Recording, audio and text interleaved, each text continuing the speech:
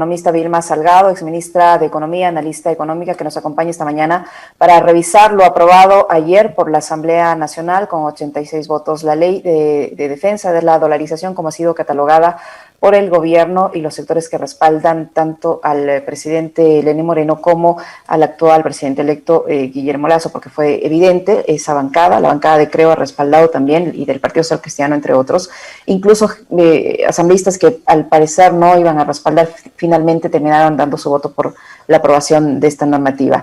De acuerdo a la versión de los que proponen esta ley, con este cuerpo legal se va a defender la dolarización, se va a crear la tan ansiada estabilidad económica. Economista Salgado, buenos días, gracias por acompañarnos. Le saludamos a Alexis Moncayo, quien le habla a Licenia Espinel. Con una ley que va a estar escrita en un papel, va a estar publicada en el registro oficial, ¿se va a sostener la dolarización?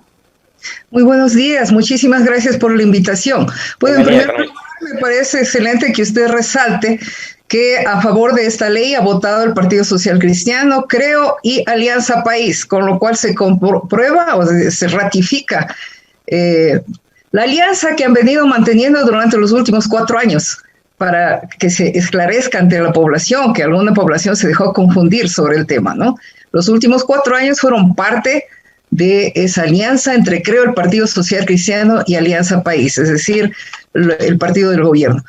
En realidad, con esta ley, sobre todo, de ninguna manera se puede proteger o peor, defender la dolarización. Más bien se pone en riesgo, a mi juicio, la dolarización. ¿Por qué? Porque se deja abierta la posibilidad de la fuga de capitales. Al eliminarse el artículo 129, es decir, ¿qué dice este artículo 129? Es importante recordarlo, quizás les leo rápidamente.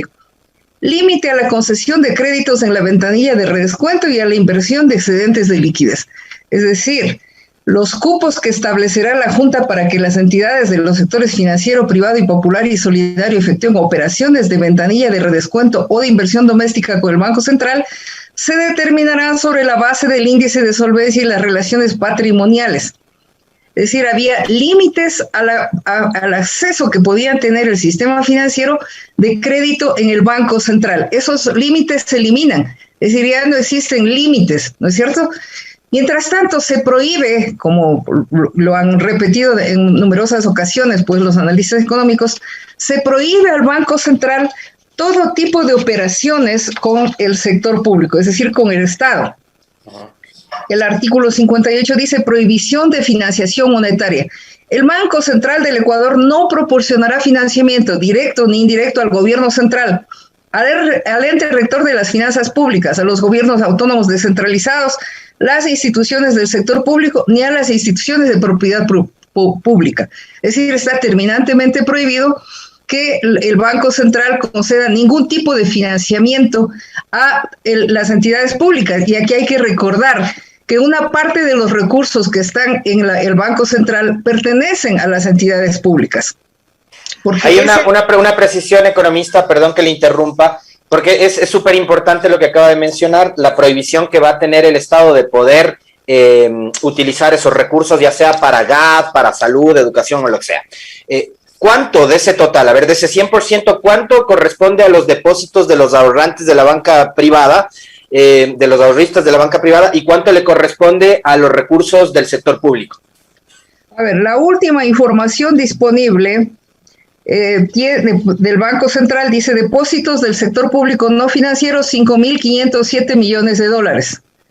Reservas bancarias, encaje bancario y sobreencaje, ¿no es cierto? Lo que usted me pregunta, 6.800 millones. Es decir, digamos que aproximadamente la mitad de lo que se encuentra depositado en el Banco Central y que forma parte de la Reserva Monetaria Internacional pertenece al sector público no financiero, y la otra mitad, digamos que son los encajes y son los depósitos a que están obligados los bancos a depositar en el Banco Central como encajes, ¿no es cierto? Pero sí van a poder disponer de ese dinero. Al que le prohíben al Estado utilizarlo, sí van a poder utilizarlo para, generar líneas de crédito a la banca privada. Eso es lo preocupante, porque además con este sistema denominado de los 4 balances, se coloca en el primer balance la obligación de cubrir el 100% de los pasivos del sistema financiero privado, es decir, el total de estos recursos, los públicos y los que corresponden a depositantes, porque los encajes son parte de los depósitos, ¿no es cierto? Todos estos recursos van a estar en el primer balance para garantizar las operaciones exclusivamente del sistema financiero privado. Por eso es que manifestamos que lo que se está haciendo es privatizando estos recursos públicos que están depositados en el Banco Central, con un agravante, a mi juicio, que hay que considerar, que se elimina la obligación. Por un lado, lo que ya manifesté, se elimina el artículo 129 que pone límites al acceso a esos recursos por parte del sistema financiero privado, pero además se elimina el artículo 15 que lo que obliga es a que una parte de los recursos que recibe el sistema financiero privado se mantengan dentro del territorio nacional. Es más, esto dice para que la población que nos está escuchando, ¿no es cierto?, tenga claridad. ¿Qué dice actualmente lo vigente? La Junta de Política y Regulación Monetaria y Financiera podrá disponer que las divisas provenientes de las operaciones que ella determine ingresen de manera obligatoria al país y establecerá multas hasta por el monto de las divisas no ingresadas en caso de incumplimiento de esta obligación. Esta disposición se elimina, es decir, la Junta ni siquiera va a tener la potestad de obligar al sistema financiero a mantener una parte de la liquidez dentro del país. Entonces, ¿qué es lo que se está abriendo aquí? ¿No es cierto? Está clarísimo. Aquí lo que se abre es la posibilidad de que el sistema financiero privado recurra a los créditos de liquidez del Banco Central y coloque fuera del territorio nacional. ¿Qué es lo que sucedió en la crisis financiera de 1999? Eso es lo que hicieron los banqueros. Recurrieron a préstamos de liquidez a cuyo acceso se posibilitó con las reformas que se introdujeron en la Constitución de 1998. No nos olvidemos, una transitoria que permitió el acceso a créditos de liquidez y lo que hicieron es recurrir al Banco Central, tomar esos recursos y fugar fuera del territorio nacional.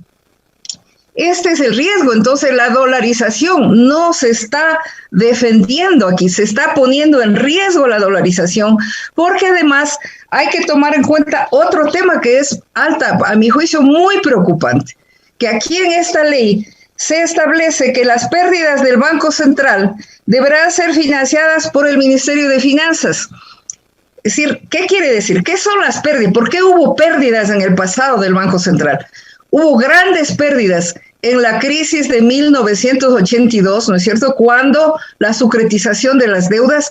¿Por qué? Porque el sector privado transfirió las deudas denominadas en divisas al Banco Central. Gobierno demócrata cristiano de Osvaldo Hurtado. Sí, igual que en el 99, gobierno demócrata cristiano de Zamil Mawad. Y luego social cristiano, porque fue el expresidente Febres Cordero, que en paz descanse, quien además cambió las reglas para hacerlas mucho más favorables al sector privado, ¿no? Porque entonces el sector privado transfirió las deudas al Estado, esto es al conjunto de la población, porque los recursos del Estado son recursos nuestros, de los ecuatorianos. Y luego el Banco Central pagó las deudas denominadas en divisas, pero les cobró en sucres devaluados, ¿no es cierto? Grandes pérdidas para el conjunto de la población, esto es para el Estado, que luego se transfirieron al Ministerio de Finanzas, y grandes beneficios para este sector privado que se benefició con esas operaciones de sucretización. Pero luego en el 99, no solamente que repitieron lo de la crisis del 82, sino que además recibieron créditos de liquidez del Banco Central, ¿no es cierto?, créditos de liquidez del Banco Central que fugaron fuera del territorio nacional. Y al final los bancos que recibieron créditos del Banco Central, dizque con el objetivo, según ese gobierno de Mawad, de impedir la quiebra de los bancos, sistemáticamente todos quebraron. Entonces no solamente se llevaron los ahorros de los depositantes, sino que además que concentraron en préstamos a empresas vinculadas y a empresas fantasmas, que hasta hoy no han pagado esas deudas, sino que además vaciaron el Banco Central. Eso es lo que liquidó al sucre. El sucre se devaluó al 100% cada 3 meses por la fuga masiva de capitales. Ahora están creando el mismo andamiaje legal, es decir, la misma estructura legal. Y con el argumento de que quieren defender la dolarización, en realidad la están poniendo en riesgo porque además, y como lo manifesté, las pérdidas del Banco Central, ya está aquí en la ley, tienen que ser asumidas por el Ministerio de Finanzas con un plazo definido. Es decir, fíjense, lo que estamos aquí en este momento es frente a un enorme riesgo de que suceda otra vez, de que se repita lo que hicieron en la crisis financiera del 99. Es decir, en este momento, toda la Reserva Monetaria Internacional va a estar en el primer balance para garantizar exclusivamente al sector financiero privado, ¿no es cierto? Que puede acceder en forma ilimitada a esos recursos en créditos de liquidez y que no tiene ninguna obligación de mantenerlos dentro del país. Por otro lado, las pérdidas que se ocasionen, ya está aquí previsto, entonces en esta ley, que todas esas pérdidas asumirá el Ministerio de Finanzas, es decir, el conjunto de la población. Economista Salgado, ayer en el marco de este debate, el asambleísta José Serrano de Alianza País pidió establecer que en la regulación y control del sector financiero privado, bajo ningún concepto y en ninguna circunstancia, se trasladará la responsabilidad de solvencia bancaria ni supondrá garantía alguna del Estado. Yo no sé si finalmente eso se acogió, pero esa fue la condición que él puso para apoyar esta normativa que finalmente fue apoyada por Alianza País. No sé si usted hizo seguimiento de esta ley y si se incluyó o no este detalle que dice el asambleísta Serrano por un lado. Por otro, yo no entiendo cómo, si el argumento para presentar esta ley y para haberla aprobado como se aprobó ayer fue que no van a dejar que ningún gobierno populista toque los recursos del Banco Central, pero resulta que el gobierno que va a entrar en funciones no es pues un gobierno en teoría populista, es un gobierno de derecha. Entonces, ¿hasta qué punto ese argumento ya es válido? No, pues, o sea, realmente en ningún momento fue válido ese argumento por la sencilla razón de que figúrese usted que en plena pandemia, cuando las necesidades de la población son inmensas, porque además estamos en una crisis, cuando en el resto del mundo los bancos centrales están financiando las necesidades de la economía, no solamente a los gobiernos, sino también directamente ayudas directas a la población, a las empresas.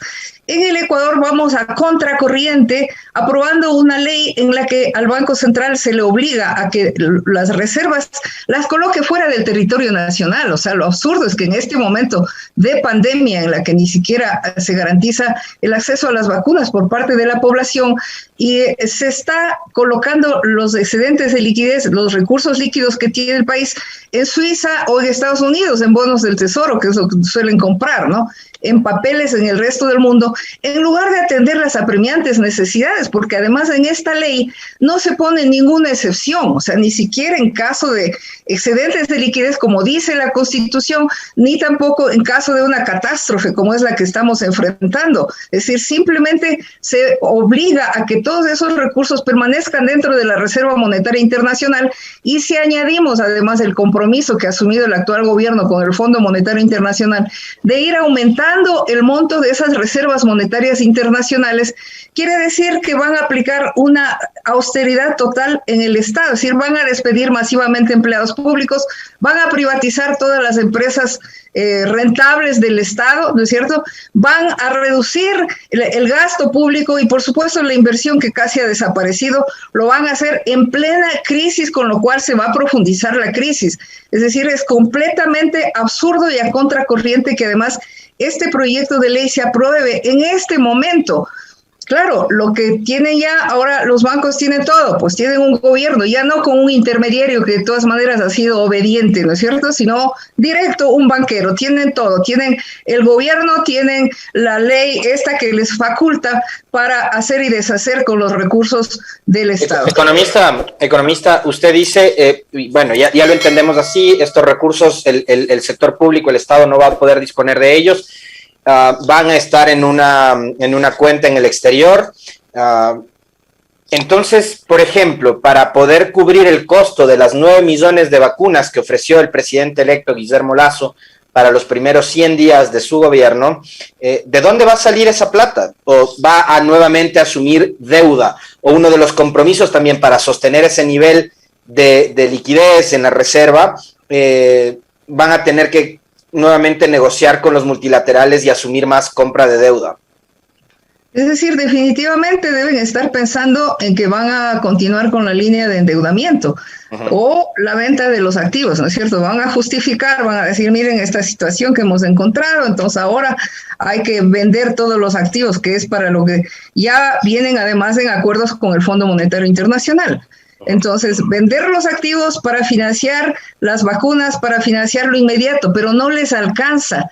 No les alcanza para poder impulsar una reactivación económica como es lo que ha ofrecido el señor Lasso, ¿no es cierto? Entonces, ¿qué van a hacer? Es lo que hay que preguntarse. Seguramente se va a poner muy complicado porque posiblemente van a continuar eliminando los subsidios y ya estamos viendo que los transportistas pues están exigiendo que ya se suspenda la elevación permanente del diésel, del costo del diésel, porque tiene un impacto sobre el conjunto de la economía. Y obviamente esto significa pérdida de competitividad porque se encarecen los costos de producción si se encarece el transporte. Entonces, vemos que estamos frente a una situación conflictiva. ¿Por qué? Porque siguen aprobando este tipo de leyes que no dejan ningún espacio, ninguna posibilidad de que el Estado utilice los recursos públicos, por lo menos, porque que el Estado utilice los recursos públicos que están depositados en el Banco Central para atender emergencias como es la que estamos viviendo en este momento, pero no, les cierran completamente y lo que no dicen, porque no le he escuchado a ningún analista ni a ningún defensor de esta ley, es que digan claramente que en cambio dejan las puertas abiertas para que el sistema financiero privado, le hace la banca privada, acceda sin límites a los recursos del Banco Central y además que pueda fugar capitales porque no tienen ninguna obligación de mantener esos recursos dentro del territorio nacional. Además, de forma ilimitada, porque si se produce un problema en el Banco Central, una descapitalización, está abierta la puerta para que diga Ministerio de Finanzas, pues siga pasando la plata. Es decir, ¿hasta dónde? No se ponen límites a los recursos a los que puede acceder el sistema financiero privado, ni tampoco se pone límites a las pérdidas y ni a ningún argumento sobre el tipo de pérdida que debería asumir el Ministerio de Finanzas. Además, se abre aquí ya la puerta también para el pago de sentencias ejecutoriadas en contra por el manejo de lo que queda pendiente de la crisis financiera del 99, ¿no? Aquí se pone en la disposición, dice aquí, disposición general 23ª. Crean una unidad de gestión y regularización para manejar lo pendiente de la crisis financiera del 99. Y allí dice, los recursos que se necesitaren para el funcionamiento de la unidad de gestión y regularización, su ejecución presupuestaria y para el pago de sentencias ejecutoriadas en su contra, escuchen, provendrán del presupuesto general del Estado. Es decir, ya está listo que los banqueros regresan por el vuelto a reapropiarse de los activos que fueron incautados, lo poco que se incautó, porque la mayoría está pendiente, ¿no es cierto? Están esos capitales bien fugados en los paraísos. O sea que los Isaías deben estar frotándose las manos, pues, ¿no? Exacto, el Ministerio de Finanzas tiene que pagar todo lo que las sentencias ejecutoriadas que ya se están además registrando con además de ese desastre de la Administración de Justicia y de las instituciones en general, como los ecuatorianos estamos observando, absortos, preocupados por lo que sucede en el país. Pero esta ley... Es decir, economista Salgado, es decir, que el Estado les va a tener que pagar a los que participaron en el feriado bancario y se beneficiaron de ese feriado bancario, si le entiendo bien. Es por lo que están regresando ya a seguir juicios y como hemos visto, algunos juicios ya están ganando y entonces aquí dice, bueno, si hay sentencias ejecutoriadas en su contra, pues que el Ministerio de Finanzas pague. Muy sencillo. Está ya abierta la puerta, está ya en esta ley. Es decir, esta ley tiene que haber sido hecha por banqueros, incluidos los banqueros que quebraron, ¿no es cierto? Por eso esa urgencia, además de eliminarles de la central de riesgo, hay que limpiar la central de riesgo, que no quede huella de todo lo que pasó en la crisis del 99. Y aquí está una ley con la que está todo organizado para favorecer al sistema bancario financiero. O sea, vamos a tener un país dolarizado, sin controles a la banca, con un banco central en manos de la banca y con un presidente de la banca. Frente a todo esto y frente a esta normativa, habían sectores que decían que esta ley era inconstitucional. ¿Qué debe hacer la Corte Constitucional frente a esto? La Corte Constitucional debe demostrar, pues, pronunciarse y defender, como es su obligación, además, la Constitución, porque es plagada de inconstitucionalidades. Es decir, le disfrazaron a la ley, ¿no es cierto? Al lobo le pusieron la capa de Caperucita. Entonces dicen, no, las juntas de política y regulación monetaria y la Junta de Política y Regulación Financiera son parte de la función ejecutiva. Y con eso creen que está subsanado el tema de que es obligación, de acuerdo con la Constitución, que el manejo de la política monetaria, financiera y crediticia es facultad exclusiva del Poder Ejecutivo. Pero con esto de decir, bueno, son parte de la función ejecutiva, pero ¿quiénes son los miembros? Los miembros son, ahora también le rebajaron de 5 a 3, ya que no sean 5, que sean 3, ya. 3 que tienen que tener experiencia de 10 años, es decir, en temas monetarios financieros. Estos son empleados bancarios, o sea, no cabe la menor duda. ¿Quién más va a tener? Ahora le rebajan, dice, bueno, 4 que sean profesores universitarios, pero de esas asignaturas, no de cualquier cosa. De esas asignaturas tiene que decir monetario y financiero, de lo contrario no les sirve para el currículum. Entonces, ¿qué son? Son altos funcionarios de los bancos que hace un año han dejado de trabajar, es decir, ya deben tener hasta los nombres, porque está esto diseñado a la medida. ¿Quiénes quieren que vayan a manejar la política monetaria, cambiaria y financiera del Estado? En estas condiciones tan bárbaras en las que nos dejan desprotegidos completamente a todos los ecuatorianos. Claro, dicen, esto es para que retornen los capitales. Seguramente van a retornar a privatizar las empresas públicas, ¿no? Que estaban ya haciéndose, pues, ilusiones sobre cómo privatizar el Banco del Pacífico, y para no aparecer directamente ya tienen los mecanismos, pues, empresas fantasmas, testaferros, de lo cual está lleno el país, y las instituciones, en cambio, no tienen ningún papel, no cumplen ningún papel, y esta ley les da todas las facultades para hacerlo. Me quedo espeluznado con todo lo que usted nos dice, economista. Me quedo después de esta entrevista más preocupado de lo que ya estaba. Pero además hay cosas que van para peor, ¿no? Y quiero que sobre eso también usted nos dé alguna información, porque me parece además que estamos viviendo un estado de ficción, porque mientras estamos atravesando una etapa de crisis económica muy compleja, acompañada de una crisis sanitaria también súper difícil que ha cobrado la vida de más de 50,000 personas en este país, tenemos unos niveles de ahorro súper importantes. Es decir, la banca está gozando de muy buena salud, a diferencia de los ecuatorianos que nos estamos contagiando todos los días de COVID. Entonces, primero, una explicación de por qué los ahorros y el nivel de ahorro del ecuatoriano se mantiene a pesar de la crisis. Yo me imagino que tiene mucho que ver con las liquidaciones que están recibiendo la gente que es despedida y que finalmente las guarda en los bancos, puede ser, pero usted nos va a decir técnicamente a qué se refiere esto, por qué los niveles de ahorro en los bancos están bien. Lo otro es que los recursos que están utilizando los bancos, nos decía el otro día Diego Martínez, y esto me parece que es súper peligroso, se los está destinando a créditos de consumo. Y eso es entendible, porque en una etapa de crisis la gente está sacando préstamos para poder comer o para poder pagar deudas que tenía antes, pero finalmente se siguen endeudando y son créditos de consumo, no son créditos productivos. La banca no está entregando créditos para microempresas, para medianas empresas, etcétera, ni créditos hipotecarios. Lo otro, si usted dice que Lazo viene con una guadaña a seguir cortando cabezas en el sector público y a seguir ajustando, y yo me imagino que lo de Lazo no va a ser gradual, sino que va a ser una medida de shock, de un zarpazo, van a haber más personas, funcionarios públicos y empleados privados, que van a estar en la calle. Eso significa que va a haber miles de ecuatorianos que van a dejar de cotizar al IES. ¿Qué va a pasar también con el Instituto Ecuatoriano de Seguridad Social? Le dejo ahí esos 3 temas que a mí me tienen con dolor de cabeza, economista. Sí, efectivamente, como usted muy bien lo señala, el sistema bancario tiene excedentes de liquidez, no sé si a usted le llaman, pero a mí me llaman a ofrecer... Todos los días, sí, créditos y tarjetas de crédito. Cuando la tasa de interés esté en el 5%, yo le voy a aceptar ese crédito, pero por ahora imposible que en una economía en recesión se pueda pagar una tasa de interés del 15, 16, peor todavía si es un microempresario del 30%. Entonces es imposible, pero lo absurdo es que el sistema bancario tiene excedentes de liquidez y el Estado está seco, pero no lo ven, no, el sistema financiero no ve que se trata del mismo país. Es decir, el Estado es el Estado ecuatoriano, estamos en el mismo barco. En este momento es cuando el Banco Central debería vender papeles del Estado para que compren el sistema bancario financiero, para que los recursos se queden dentro del país y para que el Estado tenga recursos para atender las necesidades de la salud y no caer en una austeridad tan bárbara como la que seguramente la van a aplicar.